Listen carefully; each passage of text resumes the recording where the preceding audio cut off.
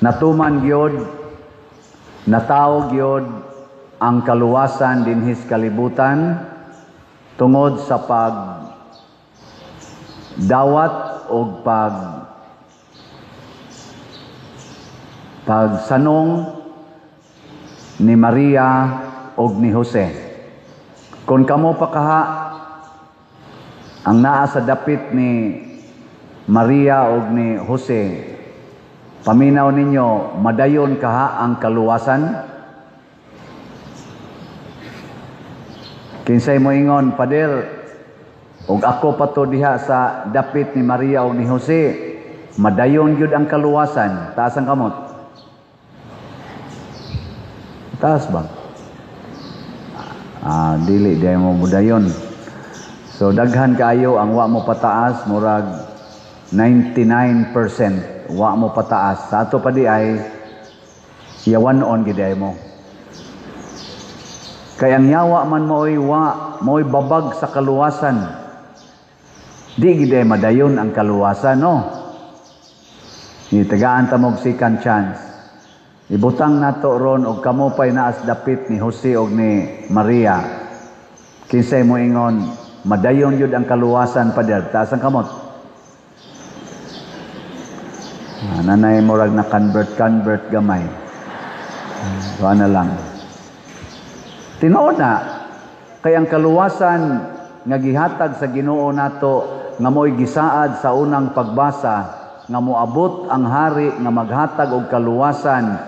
Hatagan niyag kalinaw, hatagan niyag hustisya, hatagan niyag kaayuhan ang mga masakiton, ang mga patay iyang banhaon. Kining maong kaluwasan wa musod sa kalibutan nga way pag-uyon sa tao. O ang representative sa mga tao mao kining duha, si Maria o si Jose. Nya gihulagway karon dinhi sa atong ebanghelyo, giunsa nila pag-uyon ang kaluwasan. Si Maria nisugot nga magmabdos nga wa hilabtig laki.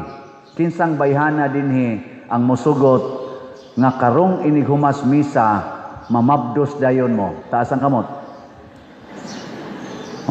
Porting yawa agin ang mga bayhana. Di mo musugot og pamabdosan ng Espiritu Santo. Musugot dili. Isang kamot ay mga babae. Sige na, isa, matiguang og mabatanon kay wa ni pili. Basta ang Ginoo mo pamabdos, way pili. Ang wa hilabtig laki, mabdos. Ang sigihan sa hilabot sa laki, mabdos gyapon. Si Santa Isabel nga 70 na edad, mabdos. Si Sara 90 na edad, mabdos. Niya si 14 edad nga si Maria, mabdos gyapon. Na. Kamong mga laki, o kamo pasad naas dapit ni San Jose, nga iyang uyab, iyang pangasawunon, na mabdos bisag wa pa niya hikapa, labi na gid wa pa niya hikapa sexually. Kinsa ninyo dinhing mga lakiha nga musugot nga ang imong asawa nga wa gyud nimo hikapa pa, kay dito ka sa abroad baron, unom ka buwan, nya pag uli nimo 3 months inside na ang imong asawa. Kinsay musugot ana? Taas ang kamot, mga laki. Mga yawa sa day kayo mo. Gapariha lang mo. Ano man di ay, mga mabdos din na rin yung asawa iguli dito. Di mo muangkon. Digin mo moangko, no? Unya kung pagbuot na sa Ginoo, isalikway ang kabubutos Ginoo. Mao na rong ni kusog ang abortion. Abortion mag-average og 73 mantingali 73 million kabata ang i-abort kada tuig sa tibuok kalibutan. Kada tuig, 73 million. Munang ni kusog sa ng same-sex union. Kaya di na gustong manganak, gusto na lang mag-sex. Mausad na nga, ning kusog ng divorce. Divorce. Kay di ko gusto nga way lami akong kinabuhi, magbuwag ta. Mamuti una, initial plano ni San Jose, makig-divorce siyang Maria, iyang buwagan. Pero ang nakanindot ni San Jose, sa dihanggi pasabot siya sa anghel, ang iyang gipatay, ang iyang personal nga gibati o iyang gisunod ang Ginoo. Mao ni ang kaluwasan. Unsaon pagka luwas aning atong parokya, di gid mo mopalit og slot. Di ba? Kay ang inyong kwarta karon, inyo yung ipalit og mga pagkaon, ipalit ninyo og kanang additional nga gadget, ipalit og bag-ong sinina kay para pang New Year. Inana og maon lang ginainas niyo munahuna, di mo makaluwas Di makaluwas. Kana yung mangutana kas Ginoo, Lord, naamang ko'y bonus unsaon man ninako. Palitig pagkaon ng mga adik dias luyos inyong balay nga gasigig standby. Nya, unsaman? Mo palit mo dili. Kana mga standby ba das inyong kilid sa inyong balay, wa gyud mga trabaho, suyo pra gyud og akyat bahay mo ibuhat. Unsaman? Palitan ninyo og pagkaon o dili? Dili? Buangon mo. Ang sa may sugo ni Kristo, pakana ang gigutom. Nya naam jud kay kwarta. Pakana.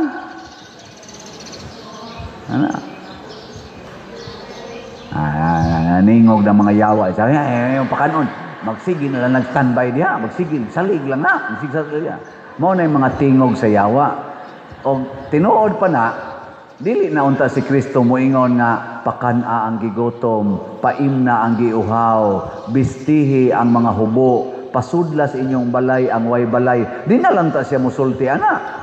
Or kung musulti man siya, iya untang pakapinan. Ingnon ta niya, pakana ang gigutom basta dili standby, paimna ang giuhaw basta dili adik, bistihi ang hubo basta dili prostitute.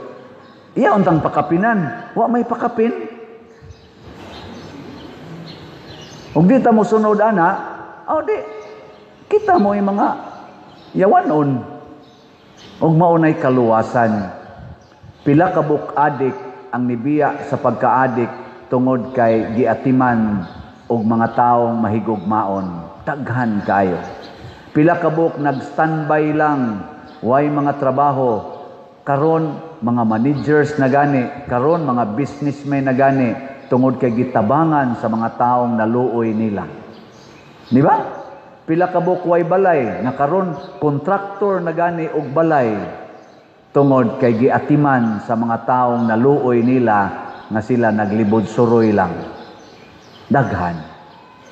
Og nahimo na ni Cynthian Busco, St. Vincent Ferrer, St. Vincent de Paul, og uban pang mga santo, San Francisco de Assisi, nilang Mother Teresa of Calcutta, og daghan pa ang nagbuhat ana. Nga naman, kay sugo mas Ginoo. Muna ang katarong mulambo gyud sa iyang panahon ug ang kalinaw. Ako bitas una, na ato'y mga standby sa dapit sa amo, wa pa ko'y assignment. Daghan man ko makuha usahay offer kana inigmisa na may mo offer, ako ding i-distribute nila. Niguli na ko sa amo, dako ana mga cake, usahay mga pan, prutas, akong ihatag, mangutana pa. Unsa man ni Dre? Nako, tabangin na yun. Wala, lunggom, mga iro maglunggom. Ana, napay usahay akong maagian ga suyo pong kanang marijuana. Aso-aso pa ko niya. Ibinaklid na yung kamot. Ibinaklid. Niya, ighuman, muamin pa. Amin na tadri. Aso-aso ang baba. Ako lang sang paaminon.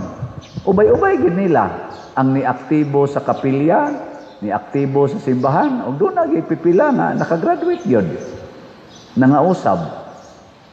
Ana, hinoon. Galabi yun ang mga buangon. Pero matod pa ni Kristo, bisag usa lang ang imong balik sa Ginoo, dako kay nang kalipay didto sa langit. Ug maunay kaluwasan nga angay unta natong padayonon karon. Kining ato mga slat-slat dinhi para na ana directly or indirectly. Sige, lingi ay mong tupad. Labi na nang natog, pukawa. Ing naayaw uli basta di ka kapalit og slat. Ing naayaw uli. Nya moingon sa naim ko, oy di ko kapalit ana oy kay i-color pa na nako sa kong buhok. Daghan ra ba ning puti ra ba ani?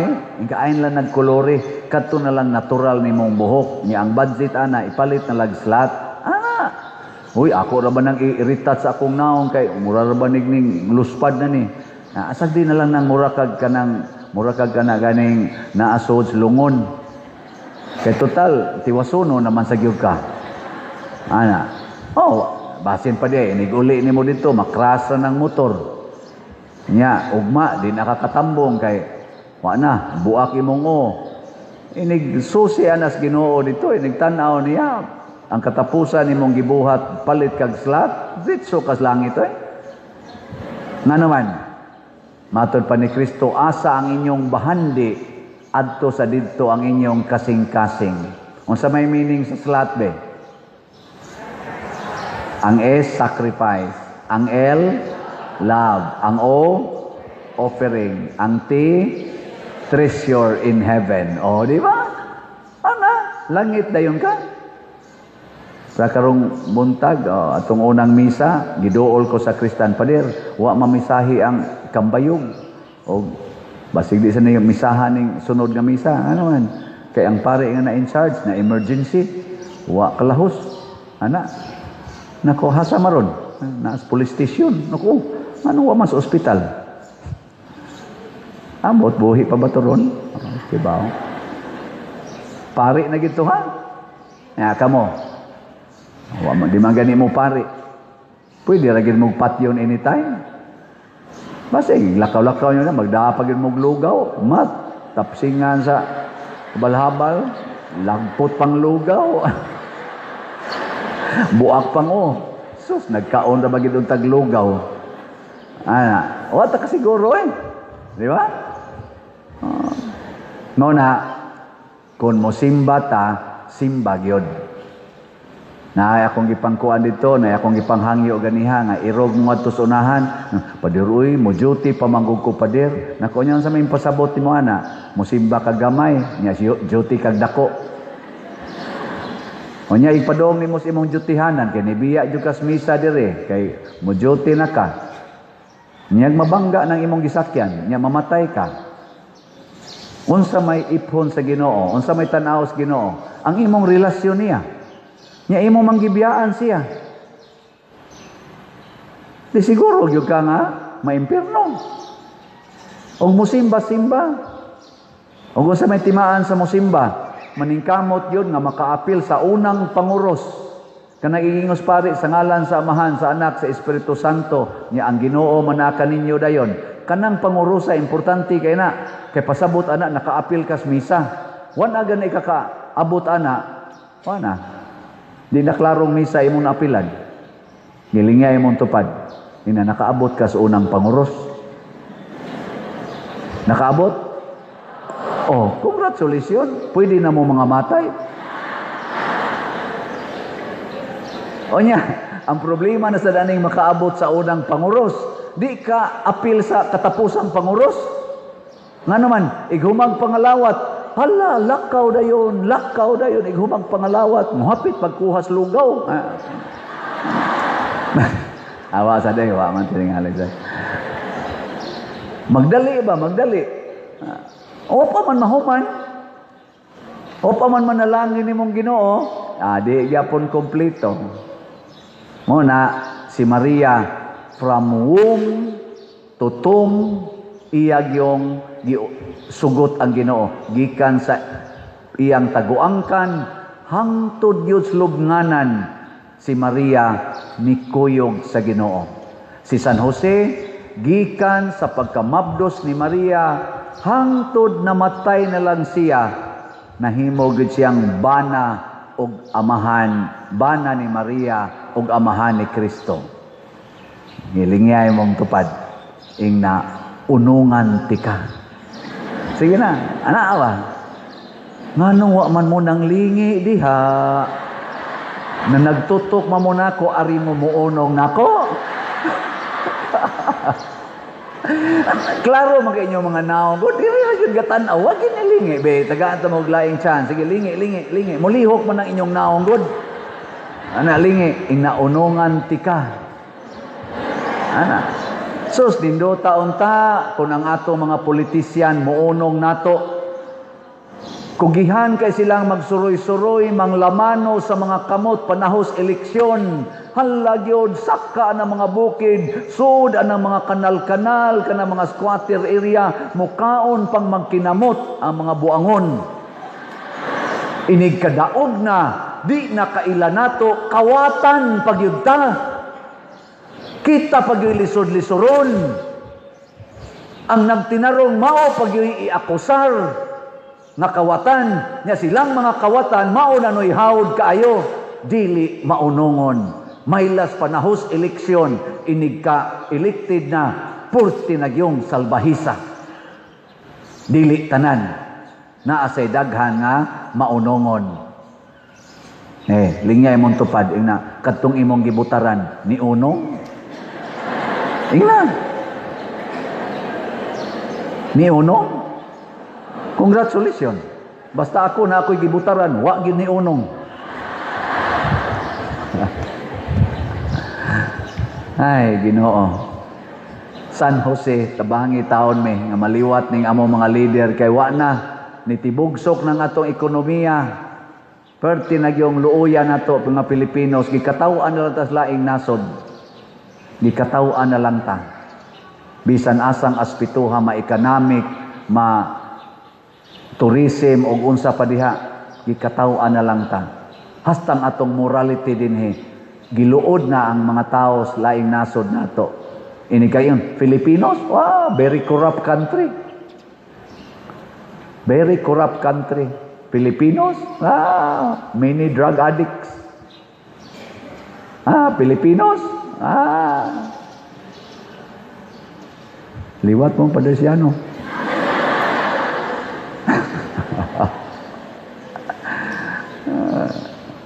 Butang atong naong sa placard. Mao na. Mga igsoon, bahala nag-i-accuse ta sama ni Kristo nga nagbinuang ta. Basta sa matas Ginoo, honest ta. Si San Jose, tingali, bugal-bugalan gito siya, nangasawag mabdos ng daan, nangasawag mabdos ng daan, Salvador del Mundo. Hilom lang San Jose, kay kaybaw man siya nga ang Ginoo mao'y amahan ni Jesus. Usahay sa atong pagsunod ni Jesus, i-accuse ta, bugal-bugalan ta, pero mo gawas sa iyong kamatuoran sa bunga sa atong binuhatan. Ako sa una, suod kong seminaryo, ingnon ko, kalampos bago na, magkita ragyapos uyab. Kay magkuyog mangyapon may kaya na masimbahan. Wa man san maminyo, dayong sawa, di man. Manya kay nalampos mangyugos pagkapari. Napari mangyug ko. Mauna, gamito na sa ng pagkapari, sila-sila rasa na. Nya, wa man ko nang warta. Nakita man na ninyo. Ni ama na to gibubo sa parokya o sa ako mga assignment ang tanang kwartang ni sulod nako. Dauto na sa, tuum ka na. Sige, hamtod yun ko mamatay. Maura ginayla isulti. Kay si Kristo sugod sa iyang pagkatao, hangtod na lang yun nalansang sa krus, naalangyapon ang mga pagtamay. Pero matod pa ni Kristo, ang tao mailhan ragin na siyang binuhatan. Ug ang muhukom sa atong binuhatan, mao ang nasayod sa tanan, nga mao ang Ginoo. Si San Jose, hilom ra. Si Maria, hilom ra. Pero ang ilang kasing-kasing, klaro kayo. Ang Ginoo nakakita yus ilang kasing-kasing, na limpyo yun, limpyo. Last na lang lingi sa imong tupad. Na limpyo ra kag kasing-kasing. Kanang sige nimong pa-color sa imong buhok, nakalimpyo na sa imong kasing-kasing. Kanang pagsigi nimo og tigom anang kwarta nakapalimpyo na sa imong kasing-kasing. Kanang sige nimong pangural anang imong yuta nga di gid nimo paagian bisag galisod as agianan imong silingan nakalimpyo na sa imong kasing-kasing. Ang limpyo kasing-kasing manindog. Ang hugaw panglimpyo.